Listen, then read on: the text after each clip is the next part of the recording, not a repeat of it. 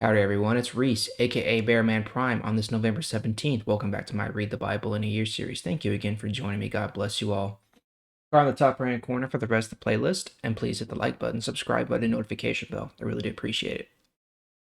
Alright, so we are still following Paul on his journey over to Rome. He is traveling to Rome because he has requested an audience with Caesar himself to judge his case of whether or not he is guilty of the crimes that the Jews in Jerusalem accuse him of.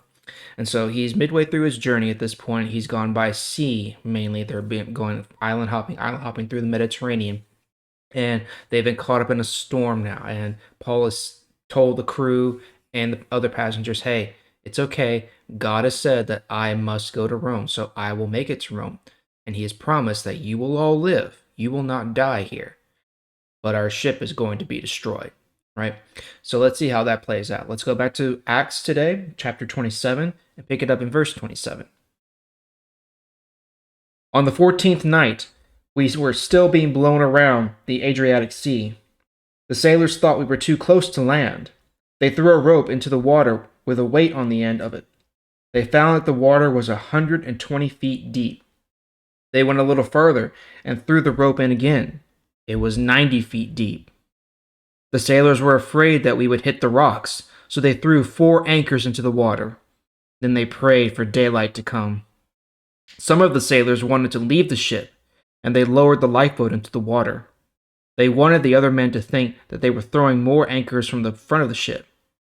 But Paul told the army officer and the other soldiers, if these men do not stay in the ship, you will lose all hope of survival. So the soldiers cut the ropes and let the lifeboat fall into the water. Just before dawn, Paul began persuading all the people to eat something. He said, for the past 2 weeks you have been waiting and watching. You have not eaten for 14 days. Now I beg you to eat something. You need it to stay alive. None of you will lose even one hair off your heads. After he said this, Paul took some bread and thanked God for it before all of them. He broke off a piece and began eating. All the men felt better and started eating too. There were 276 people on the ship. We ate all we wanted. Then we began making the ship lighter by throwing the grain into the sea. Verse 39. When daylight came, the sailors saw land, but they did not know what land it was. They saw a bay with a beach and wanted to sail the ship to the beach if they could. So they cut the ropes to the anchors and left the anchors in the sea. At the same time, they untied the ropes that were holding the rudders. Then they raised the front sail into the wind and sailed toward the beach. But the ship hit a sandbank. The front of the ship stuck there and could not move. Then the big waves began to break the back of the ship to pieces. The soldiers decided to kill the prisoners, so that none of the prisoners could swim away and escape. But Julius, the army officer, wanted to let Paul live. So he did not allow the soldiers to kill the prisoners.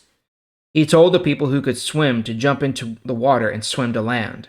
The others used wooden boards or pieces of the ship. And this is how all the people went safely to land. There you go. So God did fulfill his promise of letting everyone live, even though the ship crashed onto an island, which we'll learn tomorrow is the island of Malta. So they're being blown about in the sea 2 weeks, 2 whole weeks. They're being tossed and turned on this boat in the middle of the sea, not knowing where they are or even what direction they're facing. And it's a scary time. And these guys, these sailors and soldiers, are doing everything they can to, just kind of make it through. They're dropping anchors. Some try to escape, but then they cut the lifeboat because Paul, told the soldiers, hey, if they leave, you're not going to live. They won't live and you won't live. So they all stay together. And Paul reiterates the promise that, hey, God has promised that none of you are going to die. Not even one hair on your head is going to go missing. So keep up your strength. You need to keep up your strength. You need to eat, stay strong so we can make it through this. And then finally, the wind and the waves push them into the sandbank of this island, the island of Malta, and wedge the ship in there, and it's trapped, and it's going to break apart, basically.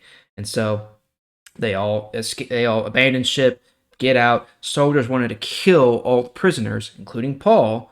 But Julius, who's the army officer, the captain of the Roman contingent there, says, no, no, no, no, no, no. I want Paul to live. Leave them alone. He promised. And so that's how they all made it to the island. So we'll see what happens on the island tomorrow. That's all for today, though. We'll pick it up there tomorrow. Thank you again for joining me. I sure do appreciate it. I'll see y'all tomorrow.